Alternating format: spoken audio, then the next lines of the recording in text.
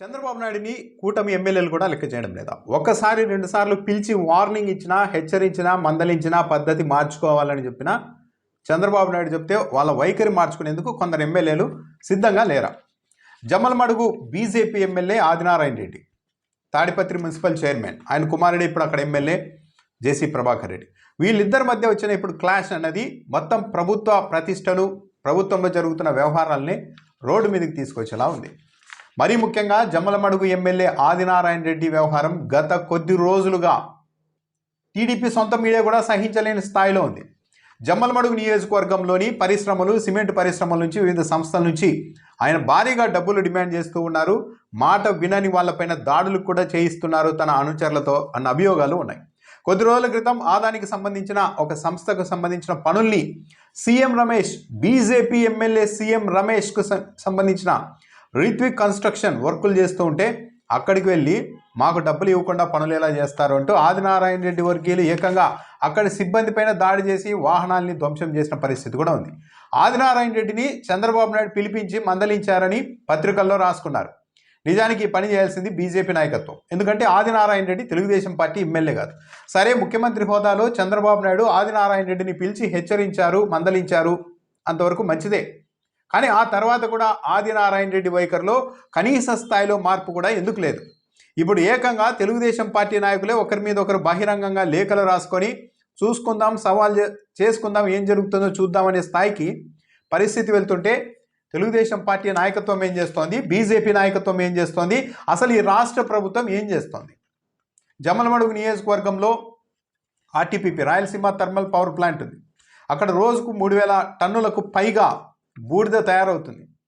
ఆ బూడిదను cement ఫ్యాక్టరీలకు, private పరిశ్రమలకు విక్రయిస్తూ ఉంటారు ఒక రేటుకి. అయితే ఆ బూడిదను అక్కడి నుంచి తరలించేందుకు వాహనాలు ఎవరి ఉండాలి అన్న దానిపైన ఇప్పుడు పెద్ద గొడవ. ఆదినారాయణ రెడ్డి వాదన ఏంటి?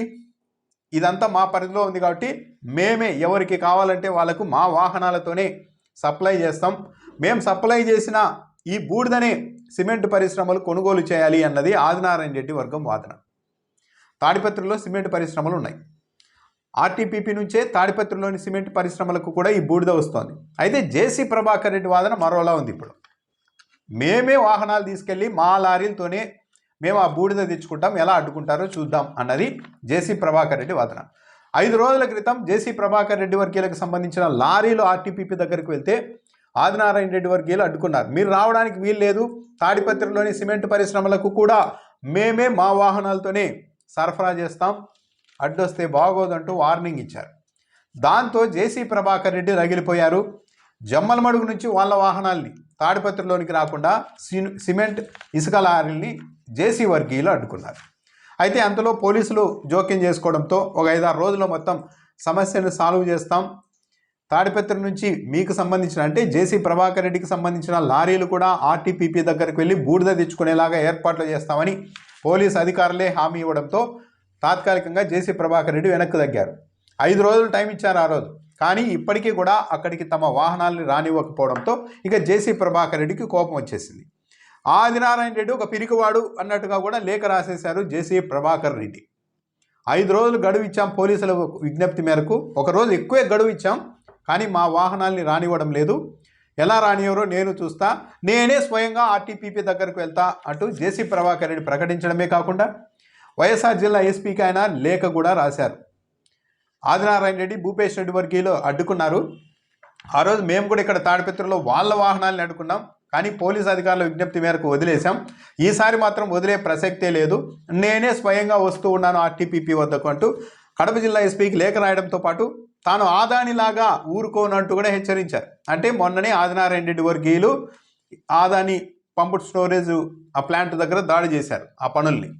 దానికి సంబంధించి ప్రస్తావిస్తూ నేను ఆదానిలాగా ఊరికే ఉండే వ్యక్తిని కాదు అని కూడా చెప్పారు. అంతటితో ఆగకుండా 2019 ఎన్నికల్లో ఓడిపోగానే ఆదినారాయణ రెడ్డి పార్టీ మారి బీజేపీలోనికి వెళ్ళిపోయారు. నేను అలా పార్టీ మారలేదు, 90కి పైగా కేసులు పెట్టించుకున్నాను వైసీపీ ప్రభుత్వంలో అని చెప్పారు.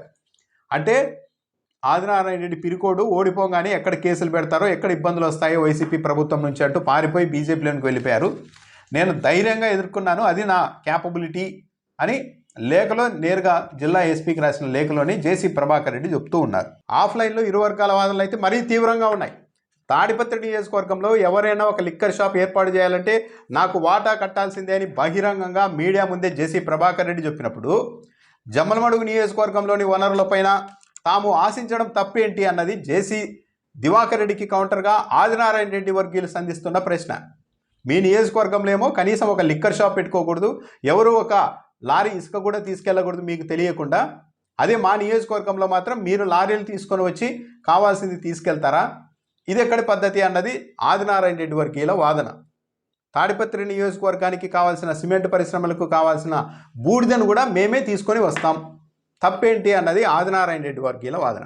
అయితే ఇక్కడ గమనించాల్సింది ఏంటి అంటే, రెండు నియోజకవర్గాల్ని ఈ ఇరువురు నాయకులు తమ సొంత జాగీర్లాగా అవేదో తాము సామంత రాజులైనట్టుగా, అక్కడ ఒక ప్రభుత్వం ఉంటుంది, ఒక వ్యవస్థ ఉంటుంది, అధికారులు ఉంటారు, పోలీసులు ఉంటారు, అవన్నీ ఏమీ సంబంధం లేదన్నట్టుగా మా నిర్ణయాలే ఇక్కడ శాసనం, చట్టాలతో మాకు పని లేదు, మేమే అన్నీ చేసుకుంటాం, ఆదాయాలన్నింటినీ మేమే సమకూర్చుకుంటాం అన్నట్టుగా ఆ లెవెల్లో వెళ్ళిపోవడం మాత్రం ఇదంతా ఒక బరితెగింపు రాజకీయంగా సామాన్యులు కనిపించే పరిస్థితి అయితే కనిపిస్తోంది.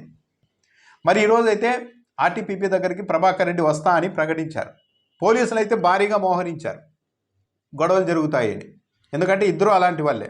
జేసీ ప్రభాకర్ రెడ్డి కూడా నా నియోజకవర్గంలో ప్రతి దాంట్లో కూడా వాటా ఇవ్వాల్సిందే అని బహిరంగంగానే చెప్పిన వ్యక్తి. లిక్కర్ షాపుల్లో 20% వాటా ఇవ్వాల్సిందే, 10% పెట్టుబడి కూడా అని చెప్పారు. అంటే దాదాపు 30% పైగా ఆయన డిమాండ్ చేశారు బహిరంగంగా మీడియా ముందు.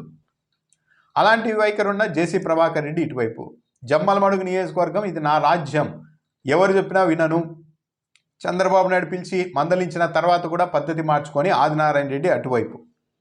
ఇప్పుడు ఎవరు తగ్గుతారు, ఎవరి లారీలు ఎవరి ప్రాంతంలోనికి వెళ్తాయి? బూడిదను జేసీ ప్రభాకర్ రెడ్డి వర్గీయులు తమ లారీలతోనే తీసుకొని వచ్చి తాడిపత్రిలోని సిమెంట్ పరిశ్రమలకు సప్లై చేస్తారా, లేకుంటే ఆదినారాయణ రెడ్డి ఈ బూడిదంతా మా నియోజకవర్గంలో ఉంది కాబట్టి ఎవరు రావడానికి వీలు లేదని అడ్డుకుంటారా? ఏదో ఒకటైతే తేలాలి ఈరోజు. సో ఏం జరుగుతుంది అన్నదైతే చూడాలి.